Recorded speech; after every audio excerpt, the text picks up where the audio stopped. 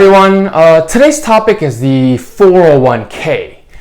I'll go over the differences between the two different types of the 401ks, along with what I've done for me and my wife's portfolios. If you haven't checked out my previous IRA video, the IRA video, you may want to check it out. 401ks and IRAs kind of go hand in hand because they both fall under investing for retirement. Now, before I go any further, I need to mention what I say and what I share shouldn't be taken as financial or legal advice. Everyone's situation is different, so if you're in need of personal advice, I suggest you find a fee-only financial advisor. And if possible, someone who will note on paper that they're a fiduciary, which is basically a legal obligation to act in your interest above their own and above the interests of their company that they're working for. Because most run-of-the-mill advisors make money off of commission on the products that they sell you, so there's really an inherent conflict of interest between what's best for you and what's best for him or her, the financial advisor. Now, having said all that, let's move on. So what is a 401k exactly? A 401k is similar to an IRA, but it's employer-sponsored, whereas an IRA has nothing to do with the company that you work for. A 401k is a retirement plan that you get through your work. Secondly, similar to IRAs, there are two types of 401ks, and the functions are similar to what I went over in my IRA video. A traditional 401k is your standard 401k, where the money that you put in is pre-tax. So basically, you're putting in dollars that haven't gotten taxed yet. Again, similar to a traditional IRA, you'll pay taxes on it later in retirement when you're taking the money out.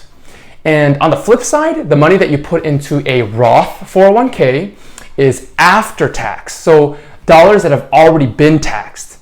And since you've paid taxes on it already, you don't have to pay taxes when you withdraw funds in retirement.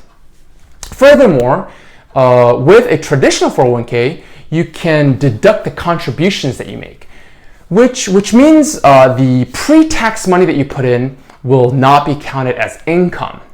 So it'll lower your tax bill for that year. And on the Roth side, similar to a Roth IRA, the money is not tax deductible. So you don't get the benefit of claiming the tax deduction. Lastly, compared to an IRA, 401ks have some critical differences. A few of them being company matching, if your company matches, differences in the fees you pay, and thirdly, the amount you can contribute. With an IRA, as of 2016, you can contribute up to $5,500, $6,500 if you're 50 years or older. Limits on a 401k are a lot higher. The limit is $18,000 for 2016. If you're 50 years or older, it's an additional $6,000. So $18,000 and additional $6,000 if you're over 50. And here's my opinion. General rule, if your taxes will be a lot higher in the future, a Roth 401k will be a better choice today since you'll be paying taxes at a lower bracket. Second, if your company offers employer matching, you should take full advantage by contributing up to the maximum amount they'll match, because it's pretty much free money. Take a look also at your fees. Like I've mentioned in my earlier video, the fees are the only constant. Whether the market's going up or it's going down, you can always count on fees to take a chunk out of the growth of your money. So again, the lower the fees, the better.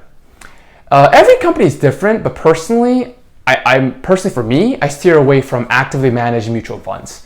And I don't really rely on past performance because really, to be honest, there are absolutely no guarantees that the performance of a particular fund will continue to be great going forward. If the funds that are available through your work retirement plan have fees that are over, say, 1%, that's generally not as good as what you can find elsewhere because index funds are growing in popularity.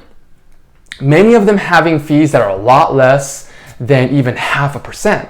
Some being lower than even 0.1%, which is a 0.1%. To conclude, as I've mentioned earlier, in my earlier video, personally for me, with my portfolio, my wife's portfolio, I put the bulk of our 401k money into 3 different types of broad index funds. They're pretty much a basket of thousands of companies. A total stock market index fund, a total international index fund, and a total bond fund. Most companies, when offering a retirement plan, offer some types of funds like this. Your total stock market index fund might mirror the S&P 500, which it's pretty much close enough. It should include all the common household name brands and companies that you're familiar with. That's pretty much it. I hope this video helped you gain a better understanding between the 2 different types of 401ks. If you haven't watched my earlier IRA video, you should take a moment to check it out. Don't forget to subscribe, and see you next time.